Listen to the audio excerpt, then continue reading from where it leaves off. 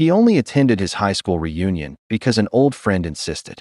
But just minutes after he arrived, an 8-year-old girl walked up, took his hand, and said, "Mom told me that if I ever met you, I had to give you this." In her hand was a sealed envelope that had remained unopened for 25 years. What was inside that letter, and how did it change the lives of 3 people forever? Daniel Carter never imagined he would attend his 25-year high school reunion. He had built a quiet life as an architect specializing in designing public libraries in a small town. Far from the noise and crowds, he preferred peace over nostalgia.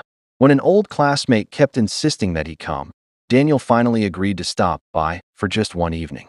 As soon as he entered the ballroom, he was surrounded by familiar faces, old photographs, and memories from another lifetime.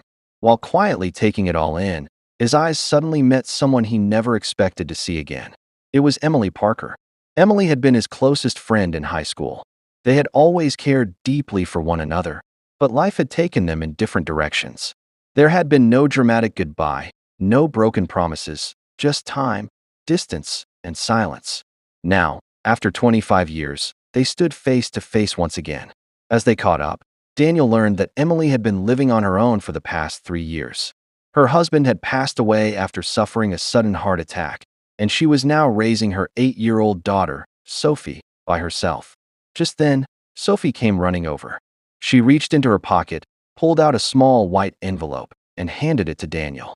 "Mom told me that if I ever met you, I should give you this." Daniel stared at the envelope in surprise. Emily smiled softly and said, "I wrote that letter on our graduation day, but I never found the courage to give it to you. Every year, I hope life might bring us together again." With trembling hands, Daniel carefully opened the envelope. Inside was a short handwritten note. "You will always be my closest friend. If life ever brings us together again, I hope we won't meet as strangers." Daniel stood silently for a moment. Finally, he smiled and quietly said, "25 years have passed, but these words still feel as if they were written yesterday." After the reunion, they began meeting occasionally for coffee, simply to reconnect and share old memories. Sophie quickly grew fond of Daniel. They visited bookstores together, spent afternoons drawing pictures, and explored different parks around the city every Sunday. Daniel never rushed anything. He never tried to reclaim the past or pressure Emily about the future. Instead, he focused on making each present moment meaningful. Months passed. One evening, Sophie looked at her mother and said, "Mom, our house feels happier whenever Daniel is here."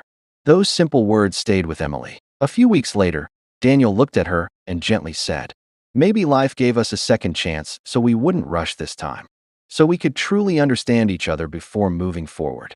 Emily smiled and quietly nodded. A year later, during Sophie's birthday celebration with only close family and friends present, Daniel looked into Emily's eyes and asked, "Would you like to build new memories with me?" Tears filled Emily's eyes, but this time they were tears of happiness. She smiled and answered, "This time, I'm not going to let fate pull us apart." Sophie wrapped her arms around both of them, smiling brighter than ever. That day, none of them tried to erase the past. Instead, they chose a future built on trust, respect, and hope. Because sometimes life doesn't return what we've lost. It gives us something even more beautiful, the chance to create new happiness together.